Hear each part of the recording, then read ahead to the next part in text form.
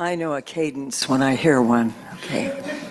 On the 12th Sunday of the season, we call to mind the inclusion section of the Unitarian Universalist bylaws, which says, "We strive to be an association of congregations that truly welcome all persons who share our values. We commit to being an association of congregations that empowers and enhances everyone's participation, especially those with historically marginalized identities."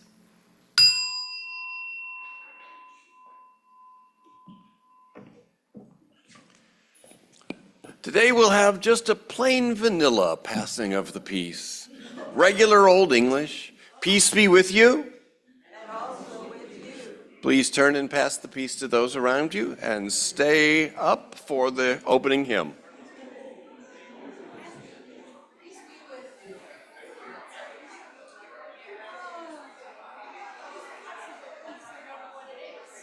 Peace be with you. That's all there is to it today.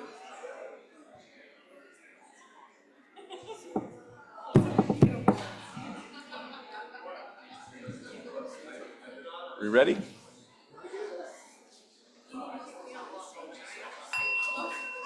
And our hymn is number 312, Here on the Paths of Every Day. It's in your hymnal, and words should also be up there.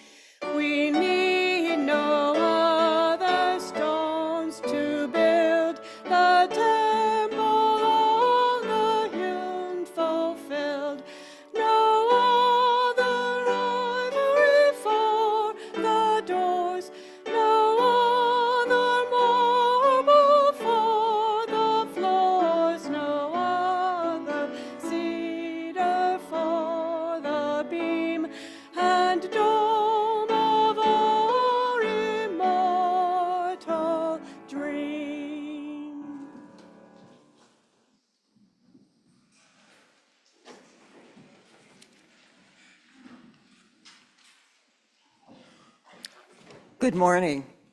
I'm Barbara Martin, your celebrant this morning. And I'm the Reverend Meredith Garmon, interim minister. Welcome to the First Unitarian Church of Des Moines. A special welcome to our visitors. And for those of you on Zoom, you're always welcome and know what to do. If you are here with children, there is childcare for the infants and toddlers downstairs, or you can keep them with you, or use our play area in the back with them if you'd like.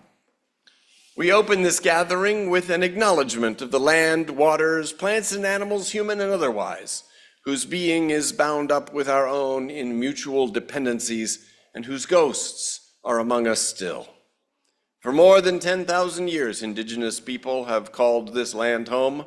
Cultures known to archaeology as the Clovis, Folsom, Dalton, Woodlands, and Hopewell flourished here. Between 1000 and 1650 CE, the Oneata tradition was prominent in what is now Iowa, leaving a legacy in the lifeways of the region's later indigenous nations. The Iowa coalesced as a distinct people in the late 17th century, and by the 18th century, the Meskwaki and Sauk peoples had migrated westward into this region, their presence and resilience enduring to this day. Non-human kin, too, have histories entwined with this land. Species such as the blue walleye, declared extinct in 1983, once swam in these waters. The land's deep past calls to us, the present-day occupants, to join in the work of truth-telling, education, healing, and justice for all people and all beings. And we bring awareness also to our current location in the rhythms of nature. Today is the 12th Sunday of spring, which means one more Sunday before summer. And the moon is waxing gibbous, and the strawberry moon will be full this Tuesday night. On the Christian calendar, today is Pentecost Sunday, 7 weeks after Easter, commemorating the descent of the Holy Spirit upon the apostles. On the Islamic calendar, we are in the midst of the fourth day holiday, Eid al-Adha, which honors the great faith and devotion of Abraham. It's a blessing you were born. It matters what you do. Your experience of the divine is true, and you don't have to go it alone. For newcomers to our congregation, who may be curious to learn a little more about us, most first Sundays of the month, we have a curiosity conversation after the service, and the next one of those will be on July 6th. And now we light our chalice. On the 12th Sunday of the season, we dedicate our chalice to ever fuller inclusion. Please join me in the chalice lighting words from Leslie Paul Cosbaugh on the screen and in your order of service.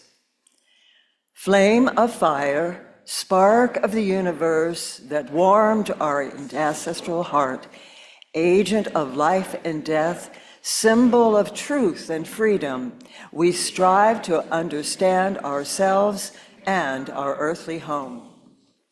We are a people of covenant and of creed, not of creed, and we express our covenant in our denomination's bylaws, our bond of union, our mission, and our relational covenant. Today, please join me in affirming the covenant of our UUA bylaws. We covenant to support and assist one another in our ministries.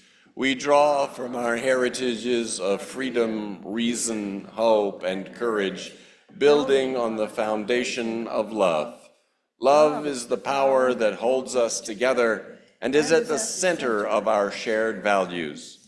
We are accountable to one another for doing the work of living our shared values through the spiritual discipline of love.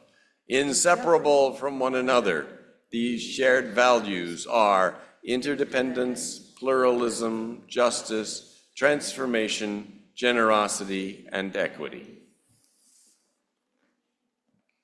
Our responsive invocation is number 466 in your hymnal and on the screen. Please respond with the italic words.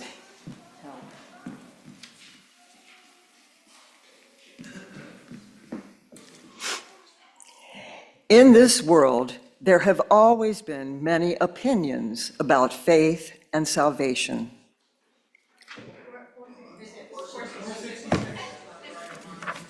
She's just trying to lead me astray. Okay, 466. Successful. Okay. Let religion be to us life and joy.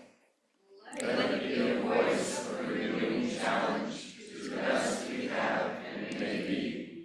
Let it be a call to generous action. Let religion be to us a dissatisfaction with things that are, which bids us serve more eagerly and true and right. Let it be the sorrow that opens for us the way of sympathy, understanding, and service to suffering humanity. Let religious be to us the wonder and lure of that which only partly is known and understood. An eye that glories in nature's majesty and beauty, and a heart that rejoices in deeds of kindness and of courage. Let religion be to us security and serenity because of its truth and beauty, and because of the enduring worth and power of the loyalties which it engenders. Let it be to us hope and purpose and a discovering of opportunities to express our best through daily tasks. Religion uniting us with all that is admirable to human beings everywhere, holding before our eyes a prospect of the beloved life and humankind, which each may help to make actual.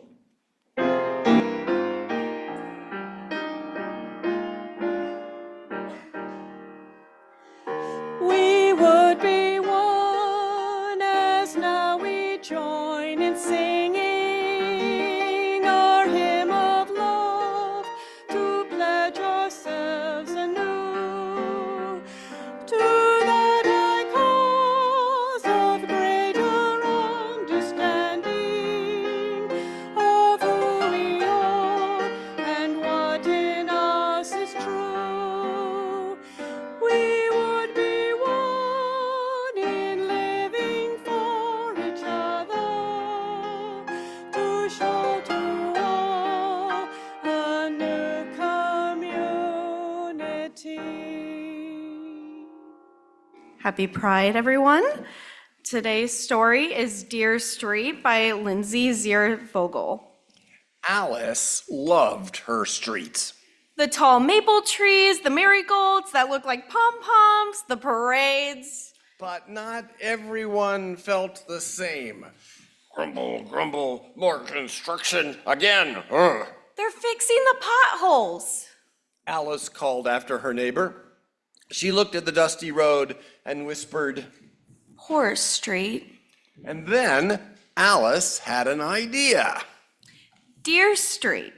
I love your tall maple trees and your marigolds that look like pom-poms.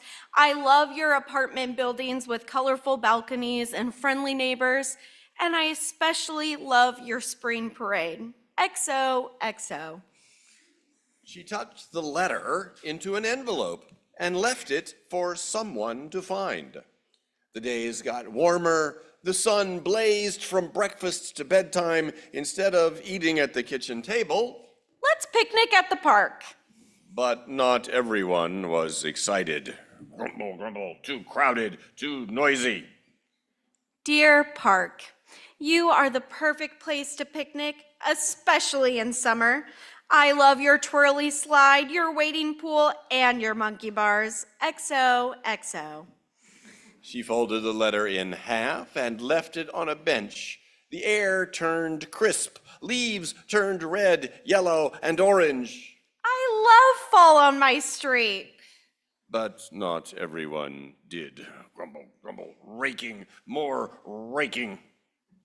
Alice didn't grumble. She wrote, Dear maple tree, I love your leaves, the reddest of reds. They make the best piles for jumping in. XOXO.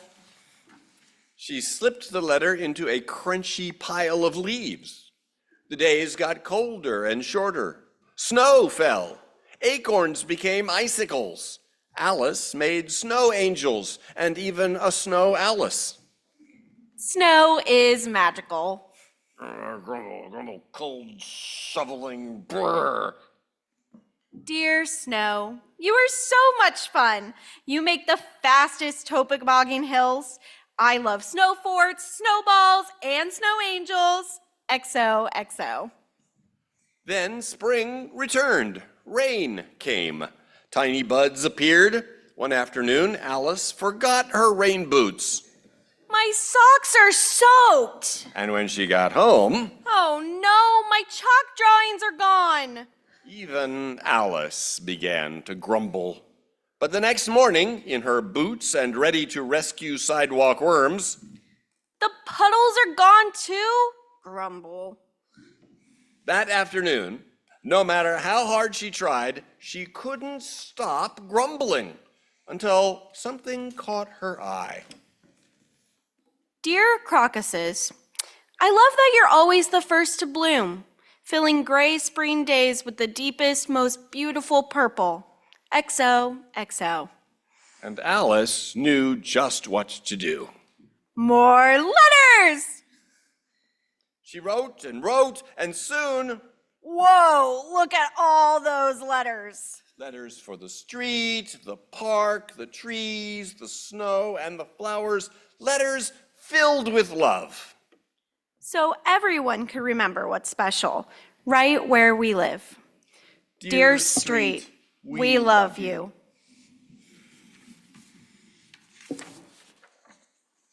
So we have a bridging ceremony today. So welcome, dear friends, family, loved ones. Today we gather not to mark an ending, but a powerful transition. We're here to witness and celebrate the crossing of a threshold. Anna Williams and Sawyer Evans, having completed their high school academic journey, now step into a new realm, one of young adulthood and purpose and becoming. So Anna and Sawyer, come on up. And stand here behind these boxes.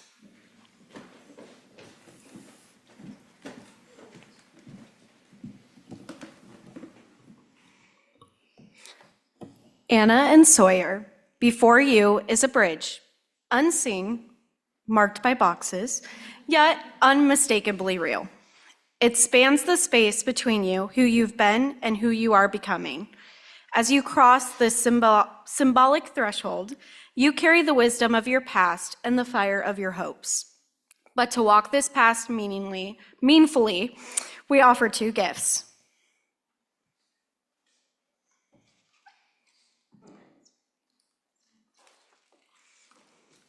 First will be a chalice. This is not only a chalice, it is a flame that symbolizes the light within you and the light you bring into the world. It represents the enduring spirit of truth, love, and justice. Now, here is your own pass to you. Let this flame remind you of your inner flame, the spark of insight when the way is unclear, the warmth of compassion where the world feels cold, and the strength to rise even in the moments of doubt. You will face challenges. You will be asked to decide who you are and what you stand for. In those moments, remember this flame. Small, perhaps, but persistent and eternal. May it guide you when you feel lost, comfort when you feel alone, and a call to shine when the world needs your light. Second, a book, Becoming, is your spiritual companion for the road ahead. Within it, you'll find quotes, questions, and reflections. Let it guide you not with answers, but with invitations to reflect, to evolve, and to return to your inner compass when the path feels uncertain. Third, a rose with thorns, because now you can handle life's thorns. Remember, you are always becoming, from perfection to perfection in dynamic unfolding. Anna and Sawyer, you may step on top of the boxes now.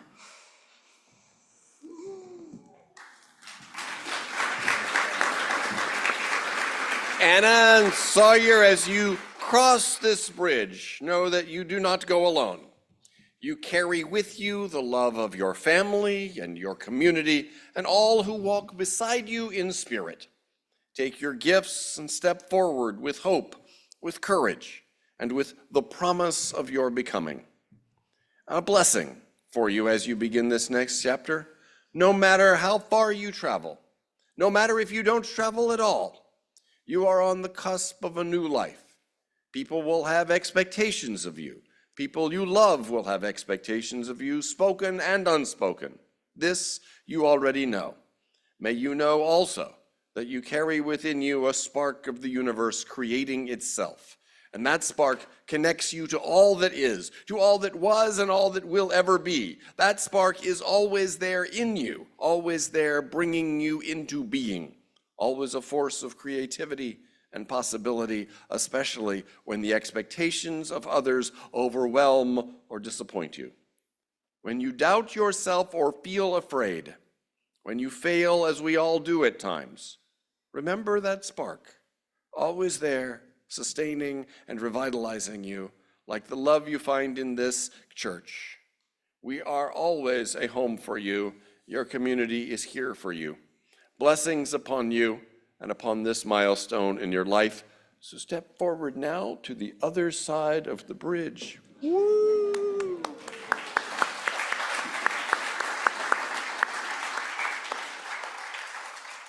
Anna and Sawyer, Go forward with hearts open and spirits strong. May the chalice remind you to receive. May the book remind you to reflect. And may the spark remind you that you are never alone. Blessings on your journey, Anna and Sawyer. Congratulations. And be sure to greet them with your own congratulations after the service. You may return to your seats. Thank you.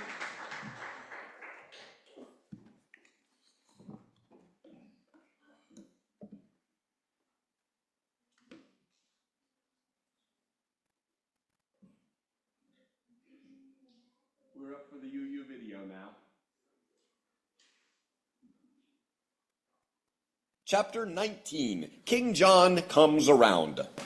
King John Sigismund's rule of Transylvania began in 1559 when his mother Isabella died. He was 19. Like his mother, John was unusually interested in religion, both as a tool of statecraft and from a genuine interest in discerning the truth for its own sake. Raised Catholic, John converted to Lutheranism at age 22, then to Calvinism at age 24, about the time Ferenc David and Giorgio Biandrata began collaborating on the development of the two ideas that would be central to Unitarianism: criticizing Trinitarianism and upholding religious toleration.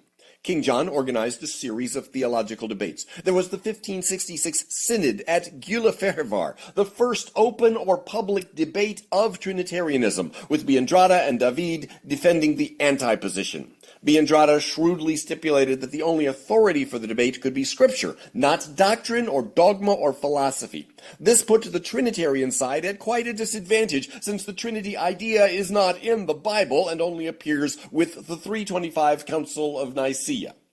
While the appointed auditors ruled the debate inconclusive, the king liked what he heard from Biandrata and David and provided them with a press with which to publish Unitarian ideas to a wider audience. The next year, 1567, Biandrata and David co-authored False and True Knowledge of God, echoing Miguel Serveto's points. Repeatedly, they insisted that Christ and the apostles held a simple, straightforward doctrine which was corrupted by philosophical sophistry epitomized by Trinitarianism. By the end of 1567, King John was persuaded. He, along with Biandrata and David, were now anti-Trinitarians, though there wasn't yet a Unitarian denomination. That would come in 1568 with the Edict of Torda.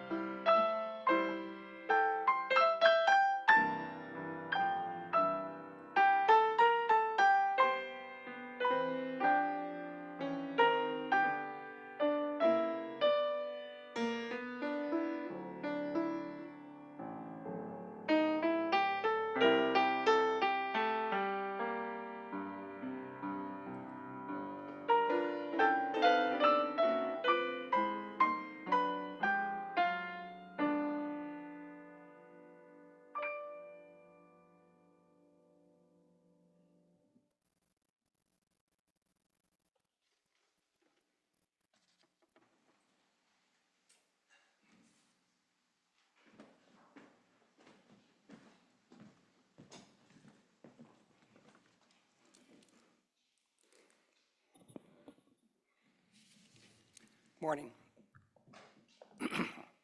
I'm Jim Carty, Pastoral Care Associate for our congregation. You are invited to call upon the Pastoral Care Team if you are going through any significant transition in your life, just to talk it over. Reach out to us at pastoralcareteam@ucdsm.org, or look for some of these people up on their pictures on the screen. You can always request assistance, volunteer to provide it, or submit a joy or sorrow through the Caring Community page on our website, or by speaking to me, or any member of the Pastoral Care Team. We have no new joys nor sorrows shared with us this week, but we know this community is holding a lot. We are keeping Erin Keller in our hearts as she has begun end-of-life care. We are surrounding Norm and Sue Repplinger with love as they grieve the loss of their granddaughter. We are comforting those recovering from illness or surgery. We are standing by those who are in a difficult time in their life. We are celebrating with those who are in a joyous time in their life. We are celebrating pride. We are sharing in each other's highs and lows through it all. May our love and concern grow ever wider. Let us share now the names of anyone we know who could use some special care and attention. You may call the names out loud or type it into the chat. As we share these names, may the love of this community hold them all.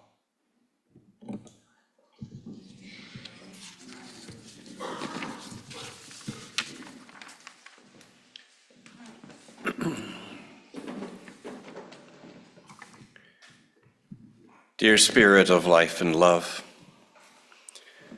with the graduation season, we see our young people heading into the next phase of their lives, and we may feel a renewed hope. And yet we know they and all of us face stark challenges.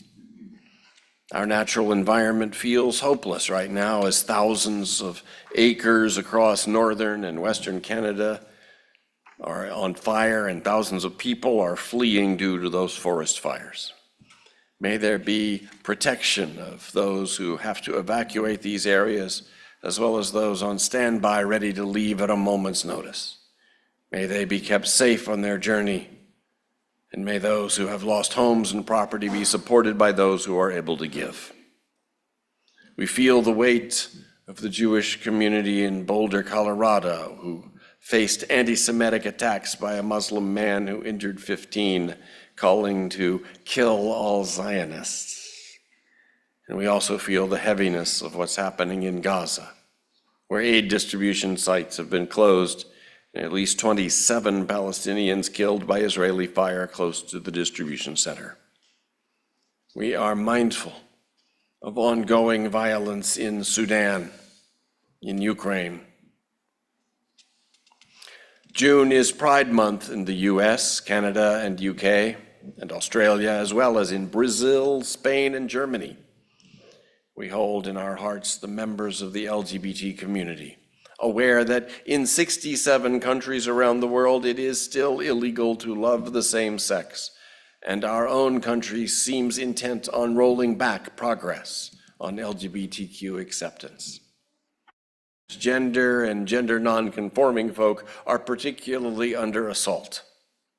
May there be an opening of hearts, growing understanding that a person's biological sex, their gender identity, and their gender expression are 4 different things that need not always align in the ways that we traditionally thought they did. Even as our world often feels heavy, may we be hopeful in the midst of grief and tragedy and loss. And may we be agents of courageous love, active in building peace and justice. Amen.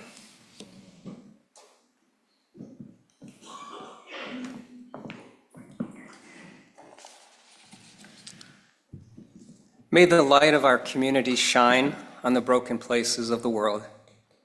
May we breathe in awareness of every pain and grief and breathe out compassion and comfort. We light 3 candles. One for the joy and sorrow shared aloud, one for those shared in writing, and one for those held silently among us. For all of these, let us be silent for a time.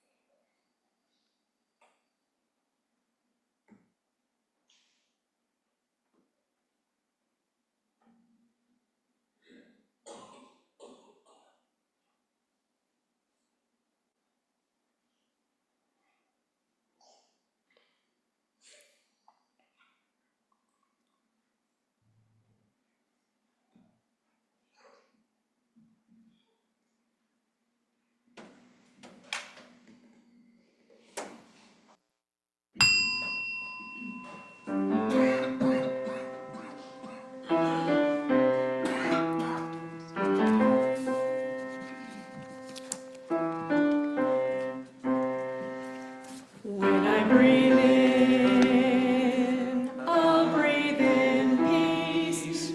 When I breathe out, I'll breathe out love.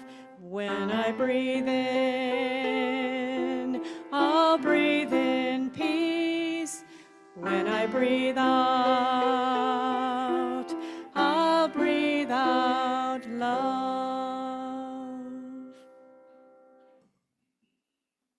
Selves in compassion calls for growing the 5 virtues: determination, repetition, owning your nobility, reproaching your demons, and aspiring to the impossible.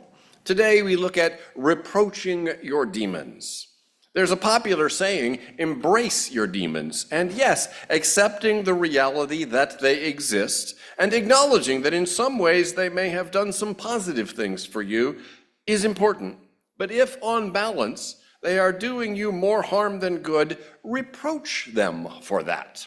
If we are honest, we have to admit we have a lot of bad habits that keep appearing over and over again, despite our good intentions.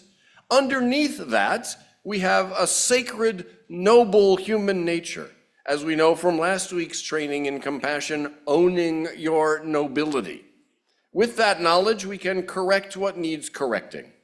Your bad habits like greed or anger or selfishness can be thought of as demons who come to visit you more often than you'd like, and you can reproach them.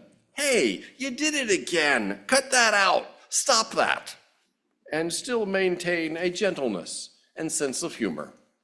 First, try to become as familiar as you can with some of your most popular bad habits. Study them. Be intensely curious about them. How does it feel? How does it cause you to think and want to act? Your demons are not you. They visit you, and you are responsible for dealing with them. A gentle reproach won't prevent them from recurring, but it reduces their dominance. You can have a much more flexible and even humorous attitude toward yourself and your many faults than you ever thought possible, and then everything becomes much more workable.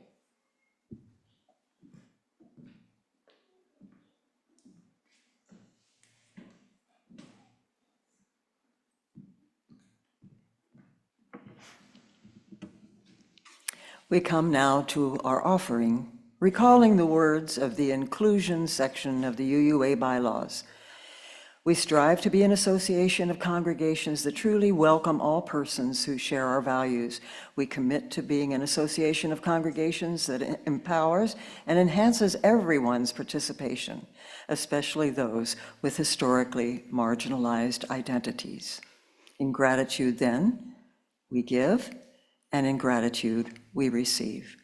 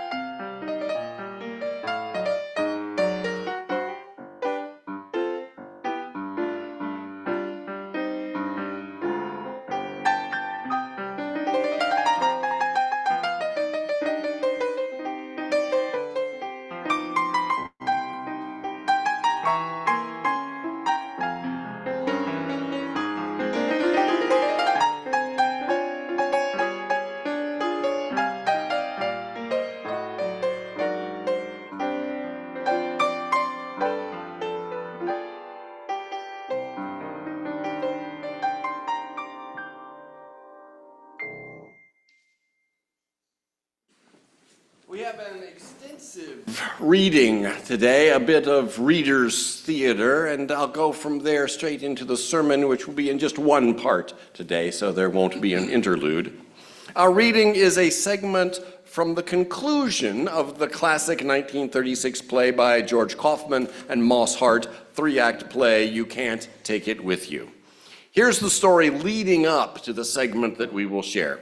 In New York City lives the Sycamore family, eccentric and free-spirited. Their guests and visitors likewise, which makes for a quirky and chaotic household. They lead lives that seem to them fulfilling, howsoever unconventional. The family patriarch, Grandpa Martin Vanderhoff, has rejected the rat race and spends his days attending circuses and collecting snakes. Grandpa's daughter, Penny, has taken to a typewriter that was accidentally delivered. She pounds away on it, turning out terrible play after terrible play.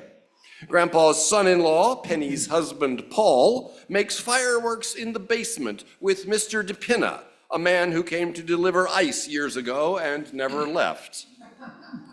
Penny and Paul have two young adult daughters, Grandpa's granddaughters, Essie and Alice.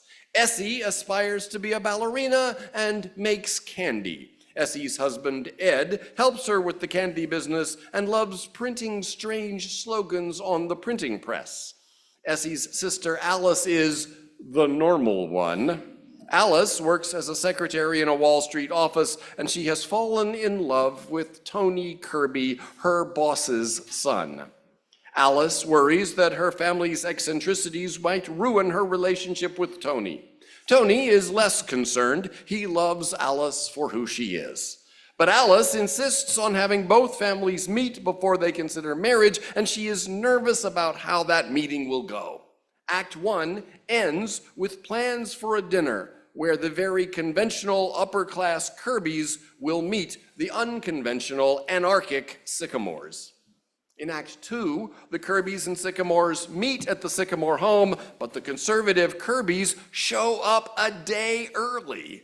The son, Tony Kirby, has deliberately brought his parents over on the wrong day because he wants them to see the Sycamores as they naturally are.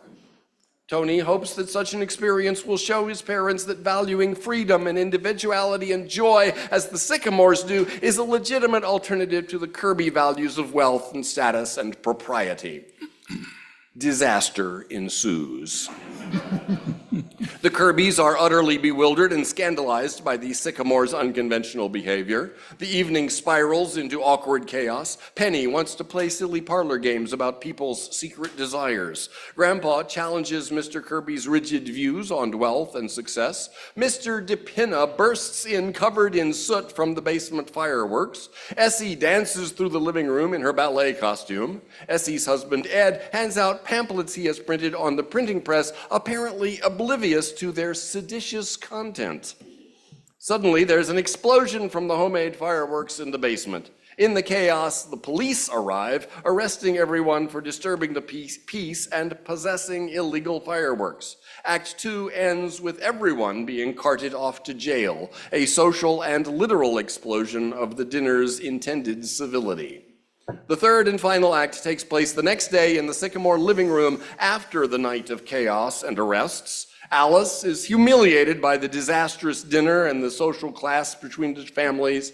Feeling that their worlds are too different, she decides to break off her engagement to Tony and plans to leave town. Mr. Kirby arrives to take Tony home and away from the chaos of the Sycamore family. But Grandpa has some thoughts to share with Mr. Kirby. I hardly need to say that this is as painful to Mrs. Kirby and myself as it is to you people. I'm sorry, but I'm sure you understand. Well, yes, and in a way, no. Now, I'm not the kind of person who tries to run other people's lives, but the fact is, Mr. Kirby, I don't think these two young people has got as much sense as you and I have. Grandpa, will you please not do this? I'm just talking to Mr. Kirby. A cat can look at a king, can't he? Are you ready, Tony? Mr. Kirby, I suppose after last night, you think this family is kind of crazy. No, I would not say that, although I am not accustomed to going out to dinner and spending the night in jail. Well, you've got to remember, Mr. Kirby, you came on the wrong night. Now tonight, I bet you nothing will happen at all. Maybe. Mr. Vanderhoff, it was not merely last night that convinced Mrs. Kirby and myself that this engagement would be unwise. Father, I can handle my own affairs. Alice, for the last time, will you marry me? No, Tony. I know exactly what your father means, and he's right. No, he's not, Alice. Alice, you're in love with this boy, and you're not marrying him because of the kind of people we are. Grandpa. I know you think the two families wouldn't get along. Well, maybe they wouldn't. But who says they're right and we're wrong? I didn't say that, Grandpa. I only feel it's... Well, what I feel is that Tony's too nice a boy to wake up 20 years from now with nothing in his life but stocks and bonds. How's that? Yes, mixed up and unhappy, the way you are. I beg your pardon, Mr. Vanderhoff. I am a very happy man. Are you? Certainly I am. I don't think so. What do you think you get your indigestion from? Happiness? No, sir. You get it because most of your time is spent doing things that you don't want to do. I don't do anything I don't want to do. Yes, you do. You said last night at the end of a week in Wall Street, you're pretty near crazy. Why do you keep on doing it? Why do I keep on? Why? That's my business. A man can't give up his business. Why not? You've got all the money you need. You can't take it with you. That's a very easy thing for you to say, Mr. Vanderhoff. But I've spent my entire life building up my business. And what's it got you? Same kind of mail every morning, same kind of deals, same kind of meetings, same dinners at night, same indigestion. Where does the fun come in? Don't you think there ought to be something more, Mr. Kirby? You must have wanted more than that when you started out. We haven't got too much time, you know, any of us. What do you expect me to do? Live the way you do? Well- Do nothing? Well, I have a lot of fun. Time enough for everything. Read, talk, visit the zoo now and then, practice my darts, even have time to notice when spring comes around. Don't see anybody I don't want to. Don't have 6 hours of things I have to do every day before I get 1 hour to do what I like. And I haven't taken bicarbonate of soda in 35 years. What's the matter with that? The matter with that? Suppose we all did it. A fine world we'd have. Everybody going into zoos. Don't be ridiculous, Mr. Vanderhoff. Who would do the work? There's always people that like to work. You can't stop them. Inventions, and they fly the ocean. There's always people to go down to Wall Street too, because they like it. But from what I've seen of you, I don't think you're one of them. I think you're missing something. I'm not aware of missing anything. I wasn't either, till I quit. I used to go down to that office 9 o'clock sharp, no matter how I felt. Lay awake nights for fear I wouldn't get the contract. Used to worry about the world too. Got all worked up about whether Cleveland or Blaine was going to be elected president. Seemed awful important at the time, but who cares now? What I'm trying to say, Mr. Kirby, is that I've had 35 years that nobody can take away from me, no matter what they do to the world. See? Yes, I do see. And it's a very dangerous philosophy, Mr. Vanderhoff. It's un-American. And it's exactly why I'm opposed to this marriage. I don't want Tony to come under its influence. What's the matter with that, Father? Matter with it? Why, it's downright communism. That's what it is. You didn't always think so. I most certainly did. What are you talking about? I'll tell you what I'm talking about. You didn't always think so, because there was a time when you wanted to be a trapeze artist. Why don't be an idiot, Tony? Oh, yes, you did. I came across those letters you wrote to Grandfather. Do you remember those? No! How dared you read those letters? How dared you? Why? Isn't that wonderful? Did you wear tights, Mr. Kirby? Certainly not. The whole thing is absurd. I was 14 years old at the time. Yes, but at 18, you wanted to be a saxophone player, didn't you? Tony!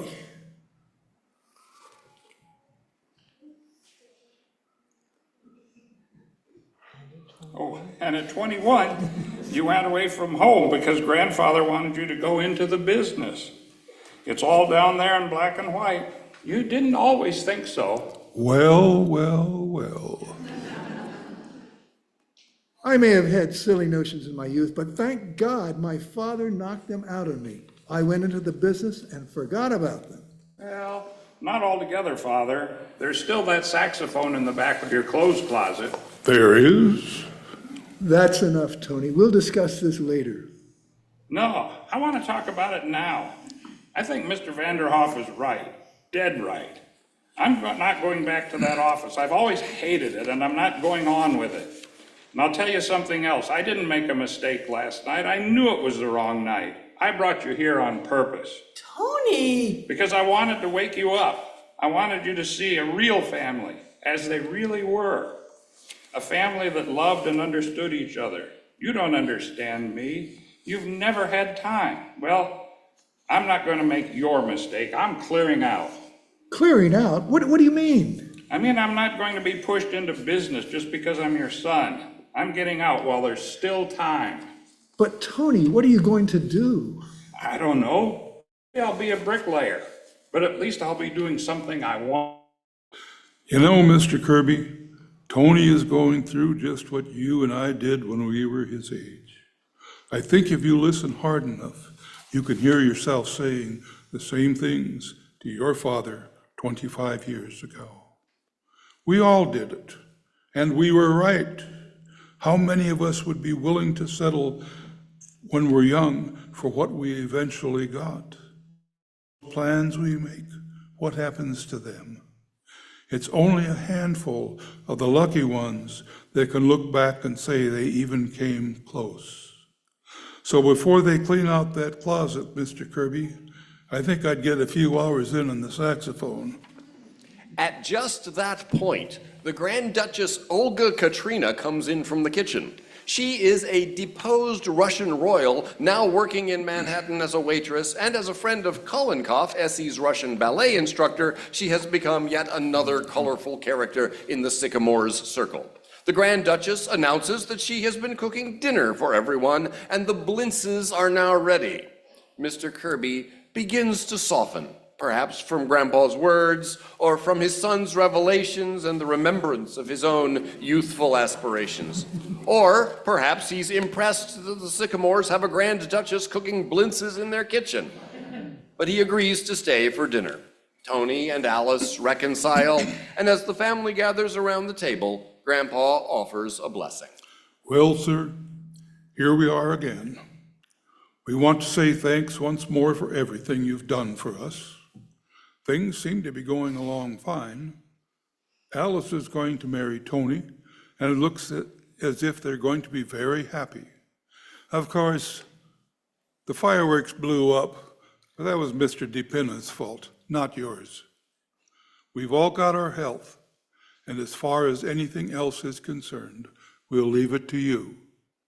Thank you.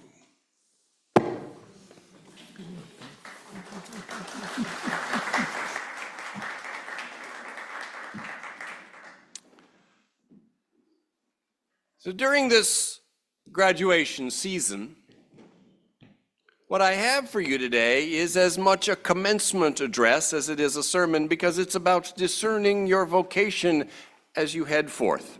I'm speaking today especially to our graduating seniors, though all of us are, after all, graduating from our pasts and commencing into what comes next. So I'll begin this commencement address as a true old fogey such as myself would begin an address to young graduates by saying, "When I was your age." When I was about your age, 17 or so, I saw 2 plays within the span of about a year that were transformative for me. They changed my outlook on life. And both of those plays were originally written and produced in the 1930s. One was Thornton Wilder's Our Town, which powerfully impressed upon me the transience and preciousness of ordinary human life decades before I had Zen teachers who stressed the same point. Even the smallest, most mundane moments of daily life hold profound beauty and meaning. Emily Webb comes to realize this in the final act after her death, and she cries out, "Do any human beings ever realize life while they live it? Every minute?" Emily's challenge pierced my teenage heart, and it has lived there ever since. The other formative play that I saw in my youth was George Kaufman and Moss Hart's You Can't Take It With You. I was charmed with the eccentric Sycamores, as theater goers have been since 1936. The particular point that got me was Grandpa's response when Mr. Kirby says, "Who would do the work?" When Mr. Kirby asked that question, I leaned forward in my seat because that's just what I was wondering too. The Sycamores were delightful characters, but somebody's got to do the work, right? Grandpa replies, "There's always people that like to work. You can't stop them. There are always people to go down to Wall Street too because they like it." And that was such a liberating message. It gave me permission, before I had ever heard of Joseph Campbell, to follow my bliss. A few years later, I was a college sophomore settling on a major, and I chose philosophy, not pre-law or pre-med or business, and Grandpa Vanderhoof's permission helped make that decision possible. In the course of those philosophy classes, I learned about Kantian ethics, which casts some light back on the issue between Mr. Kirby and Grandpa. Kantian ethics tells us to, quote, "so act that the maximum of action could be willed a universal law for all." In other words, before you do something, ask yourself, what if everybody did that? Mr. Kirby may perhaps be seen as operating from a Kantian principle. Suppose we all did it, he asks Grandpa, insinuating that if everyone lived as Grandpa did, then the world would be a mess. But Grandpa points out the weakness in Kantian ethics.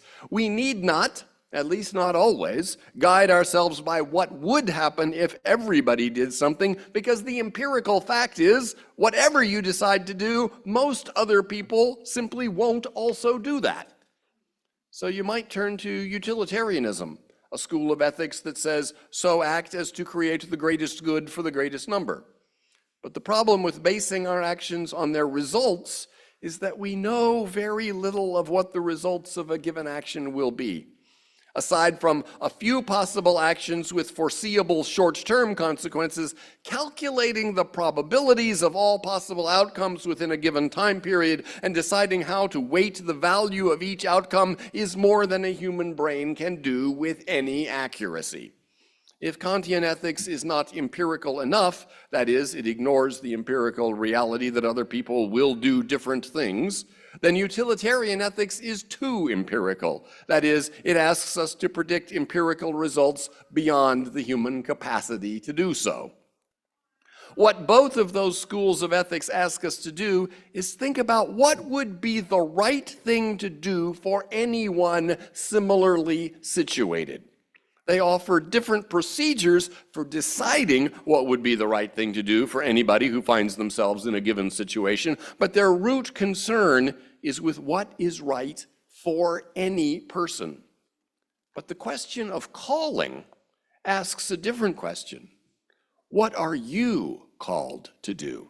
You, in all your uniqueness, with your particular gifts and shadows, obsessions and interests, knowing what you know and having the blind spots that you have. What is yours to do that wouldn't be anyone else's? A person's true calling cannot be assessed on Kantian grounds or on utilitarian grounds. In discerning your calling, the question is not, what if everybody did that? But rather, what is it that calls to my unique heart to do, knowing that others will make other choices? Not what will be the consequences for the world, because except in a very limited way, those can't be predicted.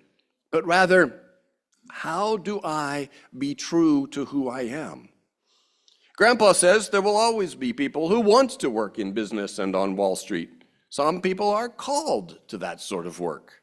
Others are called to a different path. We need not worry about whether the world will fall apart if everyone follows our example, because not everyone will. The discernment and carrying out of your life's calling involves balancing 3 directives. The first one is follow your bliss, as Joseph Campbell says. That's important, but it's not the only factor. 2, along the way, try to help others. Tend to the needs of a bruised and hurting world. It's true we can't predict consequences very well, but we can try to live from care, and then let the consequences take care of themselves. 3, bring a wholesome discipline to the execution of your vocation. The denizens of the Sycamore household are great at following their bliss, but rather neglectful of numbers 2 and 3, helping the world and having some discipline. The point about balancing your unique talents and interests with the world's needs was elegantly expressed in an oft-quoted passage from the 1973 book Wishful Thinking by Presbyterian minister and theologian Frederick Buechner. It's worth recalling and remembering. Vocation, Buechner writes, comes from the Latin vocare, to call, and it means the work a man is called to by God, or, as we might say, the work a person is called to by their true, authentic self. There are all different kinds of voices, Buechner continues, calling you at all different kinds of work. And the problem is to find out which is the voice of God rather than of society, say, or the superego or self-interest. That is, what is the authentic voice for you in the midst of passing impulses and pressures? By and large, a good rule for finding out is this. The kind of work God usually calls you to is the kind of work A, that you need most to do, and B, that the world most needs to have done. If you really get a kick out of your work, you've presumably met requirement A. But if your work is writing TV deodorant commercials, the chances are you've missed requirement B. On the other hand, if your work is probably met requirement B, but if most of the time you are bored and depressed by it, the chances are you've not only bypassed A, but probably aren't helping your patients much either. Neither the hair shirt nor the soft berth will do.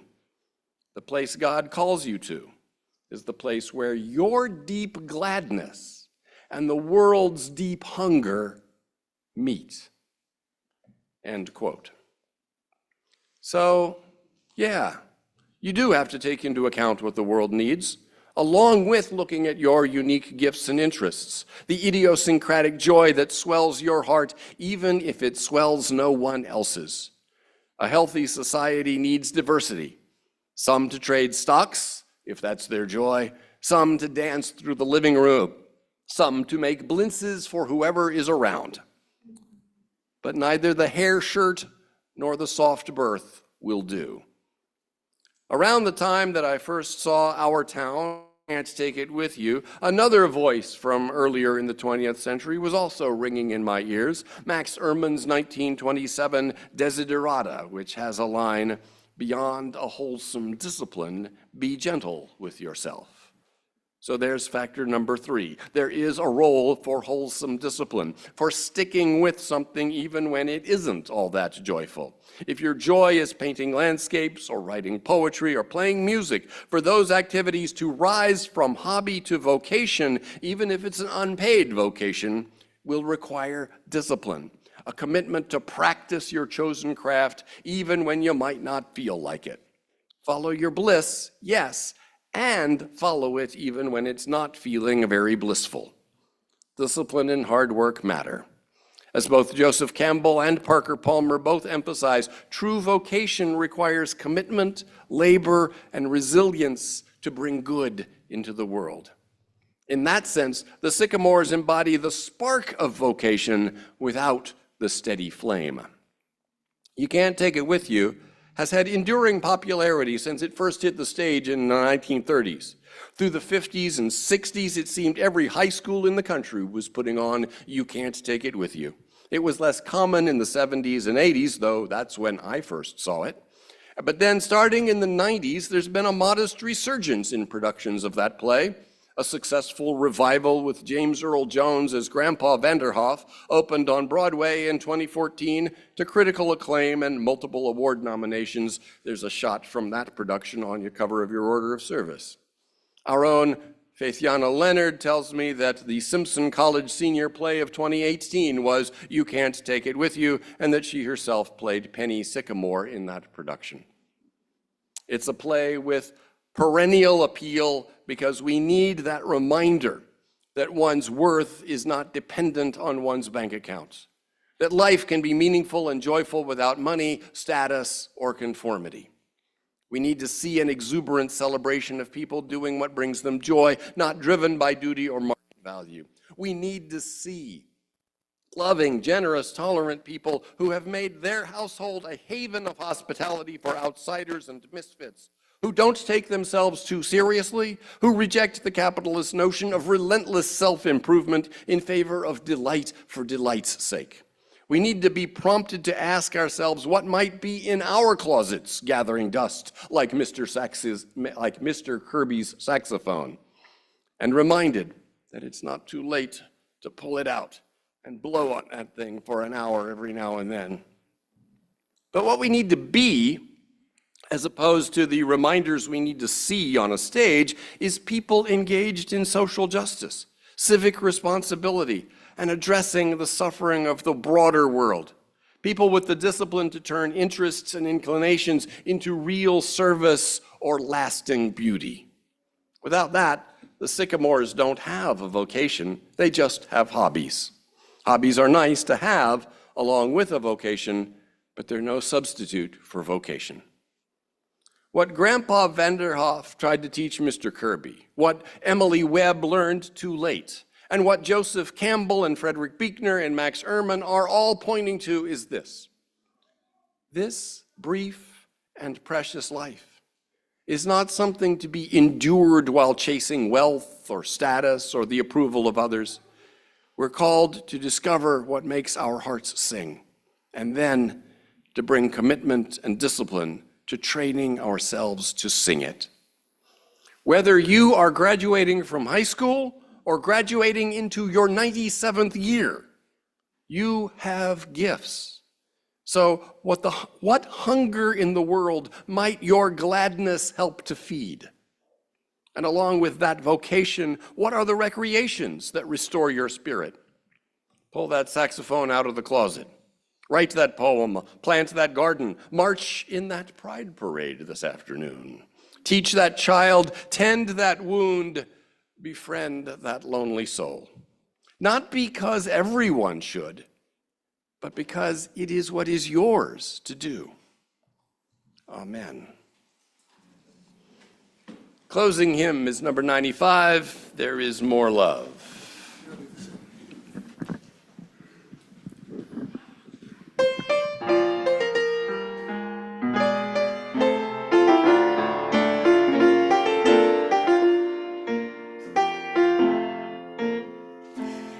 There is more love somewhere. There is more love somewhere. I'm gonna keep on till I find it. There is more love somewhere. There is more hope somewhere. There is more somewhere. Peace. Oh, they're gonna keep on till I find it. There is more peace somewhere. There is more joy somewhere. There is more joy somewhere. I'm gonna keep on till I find it. There is more joy somewhere.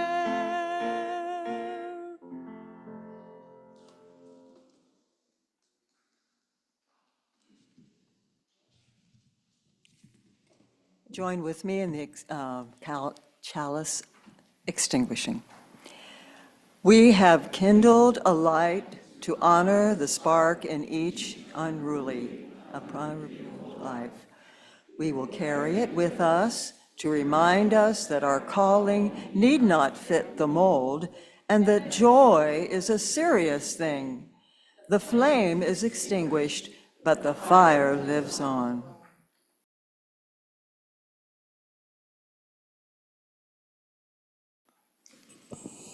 Follow your bliss